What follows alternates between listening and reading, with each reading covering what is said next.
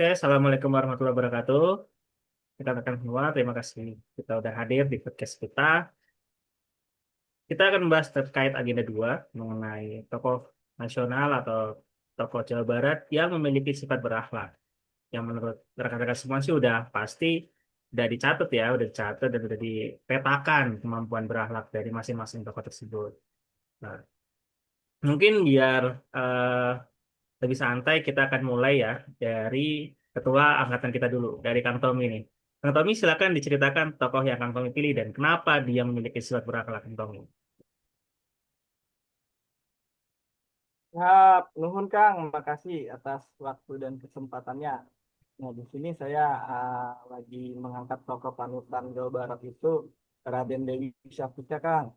Nah, Raden Dewi Sartika ini sebelum kita ke sifat loyalnya ya menurut saya, kita spill dulu sedikit. Raden Dewi Sartika ini lahir pada 4 Desember, Kang, tahun 1884 di Bandung, Jawa Barat.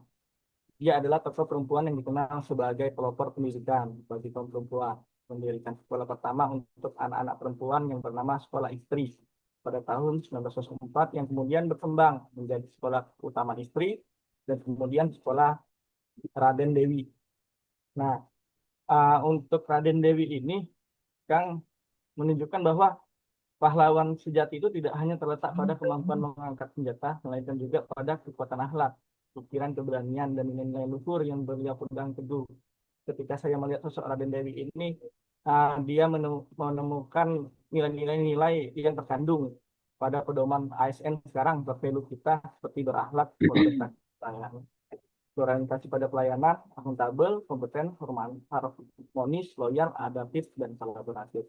Tapi mungkin di sesi ini khawatir durasi podcastnya Kang ya, saya lebih mengulik ke acuan loyal ya Kang. Kalau loyal itu menurut saya Raden Dewi ini sudah nggak perlu diragukan lagi terkait jika berbicara tentang loyalitasnya. Karena Raden Dewi Sartika adalah contoh terbaik untuk menjadi panutan masa kini. Loyalitas beliau itu dan dedikasinya sudah tercurah penuh terhadap pendidikan perempuan. Tidak pernah surut meski menghadapi banyak hambatan, termasuk tekanan budaya patriarki pada saat itu. Bisa dibayangkan kan Kang Tete pada saat itu uh, budaya patriarkinya kayak mana, yang gimana laki-laki itu memegang penuh kendali kekuasaan gitu kan. Jadi uh, kaum perempuan agak sedikit minoritas untuk kesenjangan baik di bagian sekolahnya. Nah, di sini kesetiaannya kepada cita-cita bangsa untuk mencerdaskan masyarakat itu sudah terjamin jelas. Tidak ada kata menyerah, tidak ada sikap berpaling, loyalitas seperti inilah yang seharusnya menurut saya kita teladani Kang Teteh dalam kehidupan sehari-hari. Kesetiaan pada prinsip, tanggung jawab, dan cita tanah air. Mungkin demikian, Kang Gayu. Terima kasih waktu dan kesempatannya. Oke, terima kasih insight yang sangat bagus ya dari Kang Tommy mengenai Raden Dewi Sartika. Betul Kang, kalau Raden Dewi Sartika ini sebenarnya pahlawan pranasional setelah kemerdekaan, mohon maaf, sebelum kemerdekaan atau setelah kemerdekaan, pasca pasca kemerdekaan gitu. Ini Kang, dia 1904 Kang mendirikannya. Hmm. Berarti dia berjuang sebelum kemerdekaan ya, Kang ya. Iya, benar Kang. Oke, terima kasih Kang Tommy. Mungkin lanjutnya kita ke yang Teteh dulu kali ya. Teh Yesi, coba Teh ceritain pahlawan yang Teh Yesi pilih dan apa sih insight berakhlak yang beliau miliki? Iya, izin Akang Teteh. Untuk tokoh panutan Jawa Barat yang memiliki nilai berakhlak yang saya ambil yaitu Ibu Susi Pujiastuti. Seperti yang kita ketahui bahwa Ibu Susi Pujiastuti merupakan mantan Menteri Kelautan dan Perikanan Republik Indonesia di bawah Kabinet Presiden Joko Widodo pada tahun 2014 sampai 2019. Kenapa saya memilih Ibu Susi Pujiastuti? Karena meskipun beliau tidak menyelesaikan pendidikan SMA-nya, beliau berhasil membuktikan bahwa kepemimpinan dan keberhasilan tidak hanya ditentukan oleh latar belakang pendidikan formal. Bahkan pada saat menjabat sebagai Menteri Kelautan dan Perikanan, ia menjadi simbol reformasi sektor kelautan dengan kebijakan-kebijakannya yang progresif, terutama dalam memberantas pencurian ikan oleh kapal asing. Bahkan ia juga menerima beberapa penghargaan, termasuk gelar kehormatan Doktor Honoris Causa dan pengakuan dari media global seperti BBC dan Forbes. Nilai berakhlak yang paling menonjol dari beliau yaitu akuntabel. Beliau seringkali mengambil keputusan-keputusan yang berani dan siap menanggung segala resiko serta tanggung jawab dari kebijakan tersebut. Bahkan ia tidak ragu menyampaikan laporan secara terbuka kepada publik dan seluruh kebijakannya itu didasari oleh data dan fakta di lapangan. Ia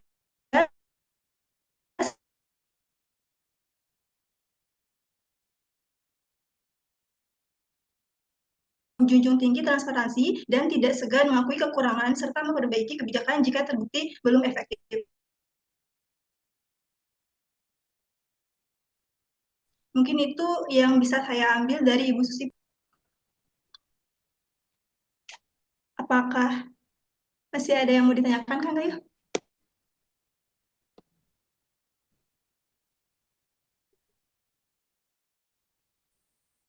Hmm.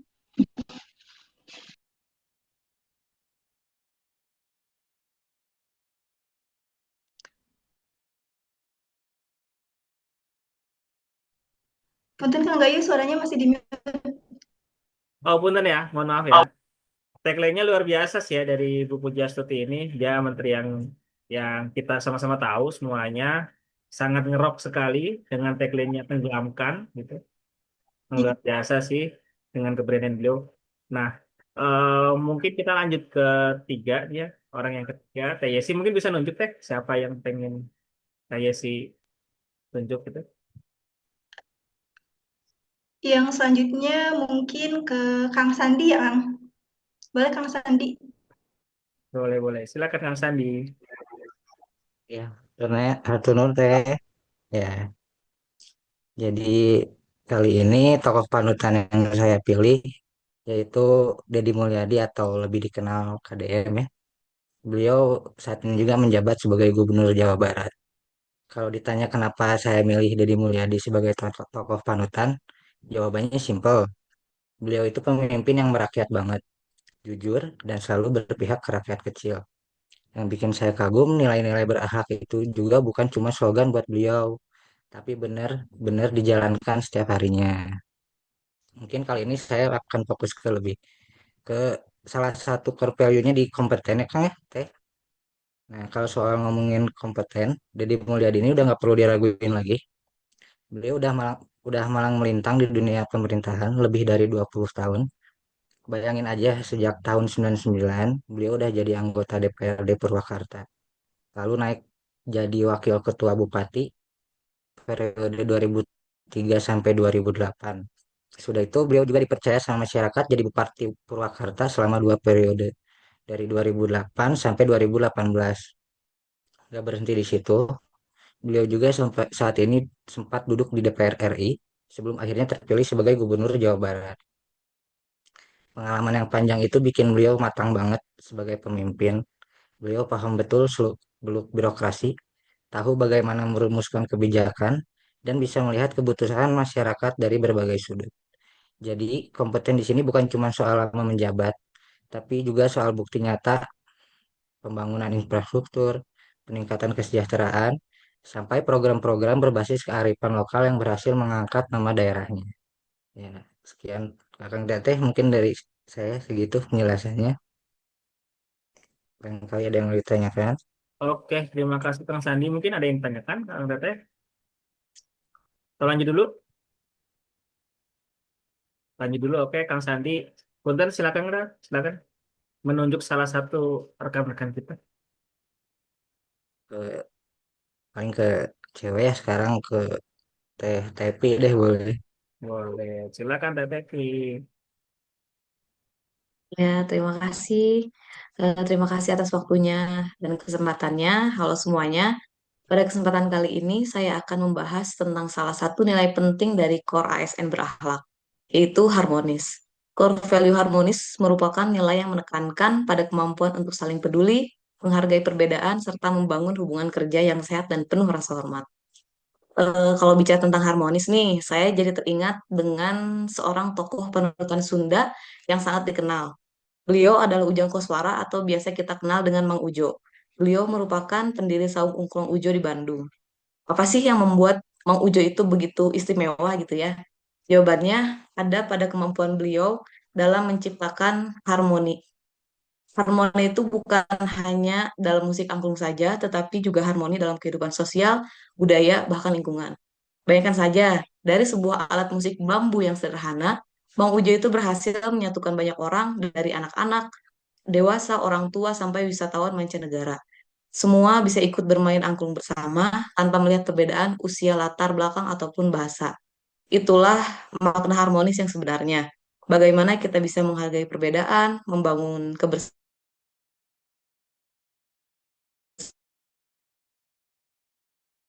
dan menjaga hubungan dalam konteks nanti. Harmonis berarti mampu membangun kerjasama, menjaga komunikasi yang sehat dengan rekan kerja, atasan, serta masyarakat, serta menghadirkan suasana kerja yang nyaman dan seperti sebagaimana Mang Ujo yang semua orang bisa tersenyum lewat alunan engkungnya. Kita pun dituntut untuk menghadirkan pelayanan yang bukan berarti tidak ada perbedaan ya. Bagaimana kita bisa mengelola perbedaan menjadi kekuatan dan drama yang indah. Mang Ujo sudah memberikan teladan kecil seperti senyuman, Sabang menjadi kebersamaan yang lebih besar lagi. Jadi, kalau hari ini kita bicara tentang nilai harmonis dalam berakhlak, mari kita belajar dari Mang Ujo bahwa kerjasama itu ibarat main angklung. Setiap orang memiliki peran, setiap orang memiliki nada dan juga arti, dan hanya dengan kebersamaan kita bisa menghasilkan musik kehidupan yang indah. Nah, begitu saja salah satu core value harmonis dari tokoh panutan saya, yaitu Mang Ujo. Sekian, terima kasih. Apabila ada yang ditanyakan. Ya, terima kasih Teteh V. Mungkin ada pertanyaan dari Kang Teteh atau kita lanjut lagi?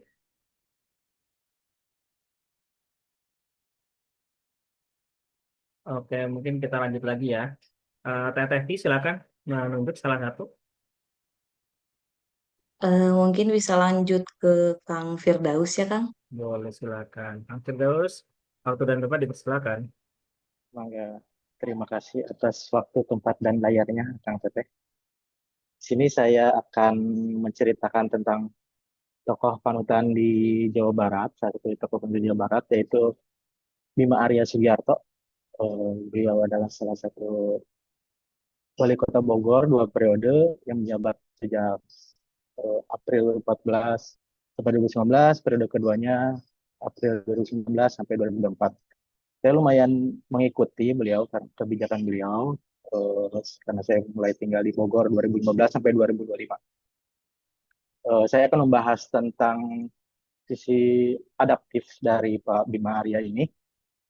Beliau juga mempunyai slogan untuk Kota Bogor, yaitu gerakan Bogor Berlari, sebuah slogan dan gerakan untuk mempercepat pembangunan kota, fokus pada ekonomi kreatif, pelayanan publik, budaya, tata kelola, dan transparansi dari kebijakannya.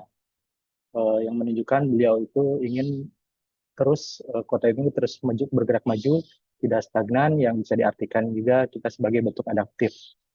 Contoh adaptif dari beliau itu kebijakannya, kita tarik mundur ke belakang pada 2020-2021, yaitu ada COVID-19. Beliau menjadi salah satu kepala daerah yang mempercepat atau merespon dengan cepat kebijakan lokal, memperkuat program vaksinasi, dan memanfaatkan teknologi digital untuk memantau penyebaran kasus-kasus pada saat itu. Yang selanjutnya ada di bidang transportasi juga, dan permasalahan kemacetan yang ada di Kota Bogor. Yang pertama ada pemberlakuan sistem satu arah dahulu yang lumayan banyak penolakan, terutama dari pengguna jalan dan pelaku usaha di sekitar. Ternyata program tersebut sukses untuk mengurangi kemacetan di pusat Kota Bogor dan membuat pedestrian menjadi lebih indah dan rapi. Selanjutnya ada transformasi dari transport pot, sekarang berubah menjadi bus modern yang lumayan nyaman, aman, dan ramah lingkungan, buat mengajak seluruh masyarakat yang ada di Bogor menggunakan transportasi publik ini dalam kegiatan kesehariannya. Yang selanjutnya ada pelebaran beberapa jalan yang salah satunya jalan atau jembatan Otista yang sering jadi simpul kemacetan. Pelebaran tidak hanya menyebabkan tidak membesar karena manajemen lalu lintas tetap memberi ruang bagi kendaraan pribadi, terutama kendaraan pribadi yang masuk ke Kota Bogor, yang dari luar Kota Bogor. Misalnya ada pembangunan jembatan yang melewati rel kereta.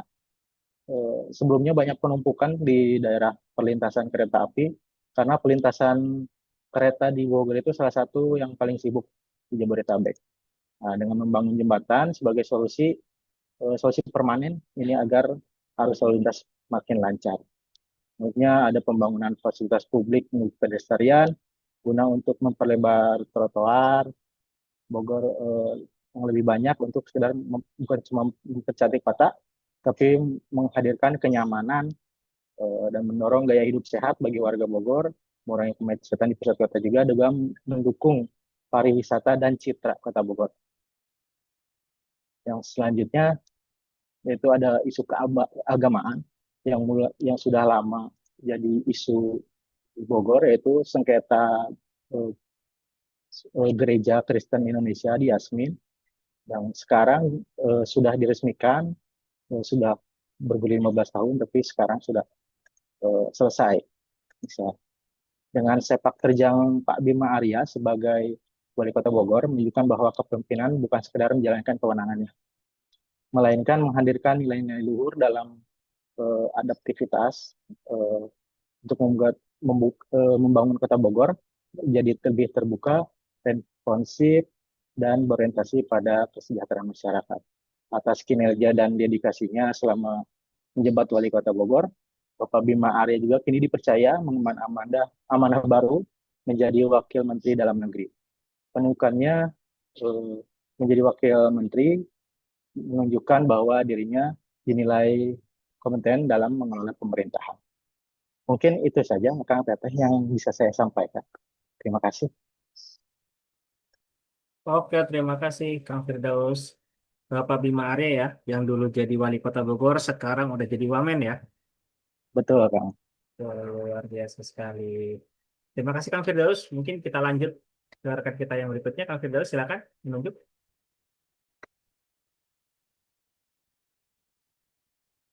Masih unlock, Kang. Selanjutnya mungkin Teh Keke.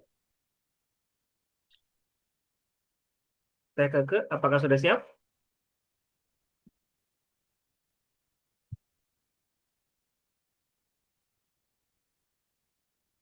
Oh, mungkin yang lain, mungkin Kang ya. Oke, mungkin kalau Teh gitu Keke. saya boleh nunjuk ya, teman Ya, Teh Keke mungkin ada kendala. lanjut. Kita mulai dari Terista deh boleh. Terista silakan ceritakan tokoh yang Teteh idolakan dan kenapa sih beliau ini memiliki portfolio beragam. Baik, terima kasih teman-teman untuk waktu dan layarnya. Izinkan saya untuk sharing ya mengenai tokoh yang saya ambil dari segi nilai core value kali ini. Nah, kebetulan karena saya berdinas di instansi kesehatan, jadi buat orang-orang kesehatan sih kayaknya udah nggak asing banget ya sama tokoh ini. Beliau adalah Kepala Dinas Kesehatan Pemerintah Provinsi Jawa Barat yang sekarang ini sedang menjabat gitu ya di periode 2023 hingga 2028. Nah, nama beliau adalah Ibu Dr. Raden Vini Adiani Dewi, MMRS. Beliau ini jadi salah satu tokoh yang sangat inspiratif ya, terutama untuk saya sendiri karena eh vibes kepemimpinan beliau itu sangat apa ya, bisa masuk ke seluruh eh, usia untuk yang milenial, untuk yang Gen Z gitu. Beliau tuh sangat adaptif, terus sangat eh, berorientasi terhadap pelayanan. Nah, salah satu bukti nyata dari apa berorientasinya ini, core value berorientasi pelayanannya ini adalah beliau itu di per Januari 2025 eh, Jawa Barat itu bisa mencapai universal health coverage di Jabar itu mampu menempatkan di tingkat pertama gitu dalam pencapaian universal health coverage yang bahkan itu sangat diakui oleh Menteri Koordinator Pembangunan Manusia dan Kebudayaan Republik Indonesia saat ini. Nah, salah satu contoh eh, aksi nyatanya adalah satu beliau itu selalu memimpin apel Senin pagi ya. Di kami itu ada kebiasaan Zoom apel Senin pagi gitu ya. Dan luar biasa sekali gitu. Beliau ini sangat apa ya? Fokus pada peningkatan kualitas pelayanan publik gitu. Lalu beliau ini sering melakukan pelatihan peningkatan sumber daya manusia kesehatan. Beliau ini sering aktif untuk memberikan materi gitu ya di beberapa pelatihan, baik itu konseling atau bahkan sampai ada namanya program Nganjangka Warga. Jadi beliau itu mengarahkan kepada kami-kami ini sebagai tenaga medis dan tenaga kesehatan untuk melakukan aksi pemeriksaan kesehatan ke eh, tempat-tempat yang menurut data itu menuju ke fasilitas kesehatan aja tuh sulit gitu. Beliau itu sangat memperhatikan itu, selalu memotivasi kami dalam berkinerja secara baik gitu ya.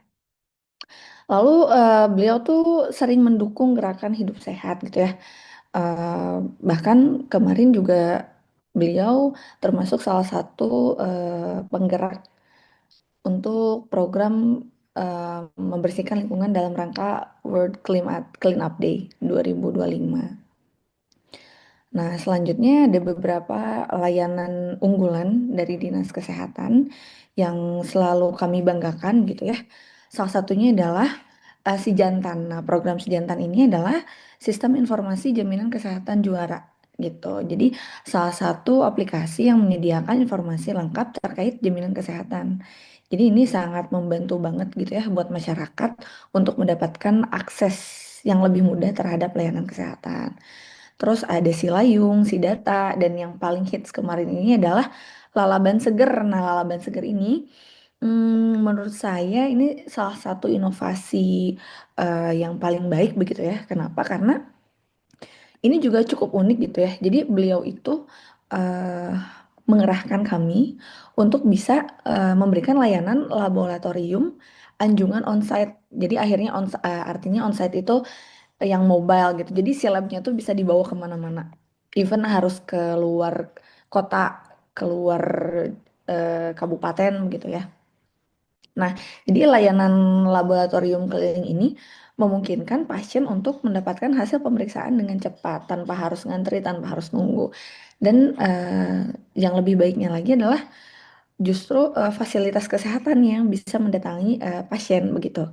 Bukan hanya pasien yang harus mendatangi vaskes, tapi kami bertindak secara proaktif untuk datang ke lapangan secara langsung.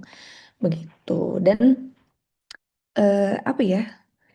Ketika beliau mengisi atau memimpin apel tiap Senin pagi itu, jadi balik lagi ya, selalu terngiang di kepala saya ketika beliau itu memotivasi kami untuk jadilah manusia yang bermanfaat, gitu. Berikan pelayanan yang terbaik untuk membantu mencapai Indonesia emas, begitu. Begitu teman-teman, ada yang ingin ditanyakan atau didiskusikan atau ditanggapi, mangga dipersilakan. Oke, terima kasih. Terista berarti Terista adalah salah satu contoh eh, sebagai pegawai yang mengidolakan atasannya. Banget nih. Betul-betul bisa dibilang seperti itu. Karena apa ya, seinspiratif itu Kang beliau tuh gitu. Luar biasa. Semangat semangat semangatnya tuh sangat tinggi. Jadi bisa menularkan vibes positif ke ruang sekitarnya, ke area sekitar. Mantap. Berarti kita melihat dari sisi kecil kita dulu dari kerjaan kita, ternyata ada tokoh yang inspiratif juga. Betul. Oke, mungkin dari Terista bisa menunjuk salah satu dari kita. Yang belum siapa ya? Kang Sandika belum ya, Kang? Oh udah ya. Maaf ya, Kak. Yang lihat sudah, betul. Oh, Kang Gayu udah belum, Kang Gayu? Saya sendiri ya. Saya sebagai MC Ya, ditunjuk. Kang Gayu aja lah. Kalau gitu. Mangga, Kang. Terima kasih Karista. Mungkin saya akan menceritakan mengenai tokoh idola saya ya. Yang beliau ini adalah salah satu orang yang namanya dijadikan oleh nama tempat di Bandung gitu. Namanya adalah Insinyur Haji Juanda. Beliau ini lahir di Tasikmalaya, orang asli Sunda tahun 1911 dan mengenyam pendidikan di sekolah-sekolah Belanda ya, mulai dari sekolah eh, kalangan bawah gitu kan, dari SD, terus naik ke jenjang yang lebih tinggi lagi sampai jenjang SMA, dan jenjang SMA pada saat itu hanya diperuntukkan untuk orang-orang keturunan Hindia Belanda gitu. Jadi beliau adalah salah satu orang di Jawa Barat yang bersekolah di tempat yang pada saat itu hanya diisi oleh orang-orang Hindia Belanda, yaitu dari Europees Leer School. Jadi ELS ini beliau sangat apa ya, sangat adaptif sekali untuk bisa sekolah di situ, bergabung dengan orang-orang yang bukan pribumi untuk mengenyam pendidikan. Karena prestasinya, beliau kemudian lanjut sekolah lagi di HBS, sekolah Belanda juga yang kemudian sekarang namanya menjadi Institut Teknologi Bandung gitu. Beliau lulus dengan titel sarjana sipil ya, engineer gitu, insinyur sipil untuk bagian pengairan dan pembuatan jalan. Nah, karir beliau ini cukup banyak di pemerintahan. Beliau itu pertama kali meniti karir eh, di jabatan, beberapa jabatan. Lalu beliau menjadi salah satu guru di SMA Muhammadiyah yang ada di Jakarta. Kemudian kembali lagi ke Bandung untuk menjadi pengisi ya jabatan di jabatan irigasi di pengairan. Lalu beliau naik posisinya menjadi pimpinan di jabatan kereta api atau perhubungan. Terus setelah beliau naik posisi lagi, sampai pada di karir titik terakhir beliau, yang paling tinggi adalah sebagai Perdana Menteri Indonesia. Jadi ada kabinet pada saat itu yang mungkin kita sama-sama sejarah, ada kabinet namanya Kabinet Juanda. Nah, beliau ini adalah orang yang mencetuskan mengenai wilayah teritorial Indonesia yang harus diamankan. Jadi beliau pada saat itu tahun 1957 mencetuskan mengenai Deklarasi Juanda yang isinya bahwa Indonesia menyatakan diri sebagai negara kepulauan yang tersendiri, memiliki corak yang khas. Lalu dari dulu Indonesia merupakan negara kepulauan yang merupakan satu kesatuan, jadi tidak bisa dipisahkan. Dan beliau ini yang bersikukuh mengenai wilayah perairan Indonesia itu merupakan wilayah yang masuk ke hak konstituen Indonesia. Jadi beliau adalah orang yang sangat berjasa dalam pengamanan wilayah perairan. Seperti itu. Nah, atas atas atas banyak jasa beliau lah, beliau ini kemudian diberikan gelar pahlawan nasional, lalu dia berikan namanya sebagai nama bandara di Surabaya, Bandara Juanda, lalu eh, abadikan juga sebagai nama stasiun yang ada di Jakarta kalau kita sering naik KRL, Stasiun Juanda, dan juga sebagai nama dari Taman Hutan Raya atau Tahura yang biasanya kami dari Dinas Kehutanan sering bersinggungan, yaitu Tahura Insinyur Haji Juanda yang ada di Bandung. Nah, lalu dari beberapa sifat berakhlak yang beliau miliki dan saya sudah mereviewnya, saya yakin beliau memiliki sifat tersebut. Beliau ini sangat getol di bidang kompeten ya, mohon maaf, kolaboratif. Kalau menurut saya kolaboratifnya lebih sisinya lebih menonjol karena beliau ini merupakan orang yang selalu diamanahkan untuk mengemban beberapa posisi, mulai dari jabatan perairan, lalu di perkeretaapian atau perhubungan, lalu diberikan amanah sebagai Perdana Menteri. Beliau tentu saja harus bekerja sama dengan bawahan-bawahannya, dan pada saat di posisi Perdana Menteri, beliau merupakan orang yang menggantikan Insinyur Soekarno ataupun Muhammad Hatta ketika beliau sedang berpergian ke luar negeri atau berhalangan. Jadi memang kolaborasi yang beliau tekankan ini sangat tinggi, mengatur urusan dalam negeri Indonesia, dan juga beliau berkolaborasi dengan negara-negara lain dalam hal mengatur urusan-urusan mengenai wilayah teritori kelautan. Dan itu merupakan hal yang saya idolakan ya, karena pada tahun itu sudah ada tokoh nasional yang sangat apa ya, concern terhadap wilayah teritori perairan Indonesia. Mungkin dari saya itu adalah tokoh inspirasi buat saya yang sudah Juanda. Ada pertanyaan dari rekan-rekan? Cukup? Cukup. Kalau nggak ada, mungkin kita bisa nyalakan mic kita semua. Kita closing dengan tagline kita, Jabar Istimewa dan BPSDM, Unlock Your Excellence. Excellent. Siap. Kita mulai ya dari Jabar dulu, istimewa, lalu unlock your excellence. Jabar, Istimewa. istimewa. Ah, IPSDM, Unlock. Unlock excellent. excellent. Terima kasih Kang Teteh. Bincang yang sangat bermanfaat. Saya tutup ya. Wassalamualaikum warahmatullahi wabarakatuh. Waalaikumsalam. Waalaikumsalam. Terima kasih Kang Tete semua. Terima kasih. Terima kasih semuanya.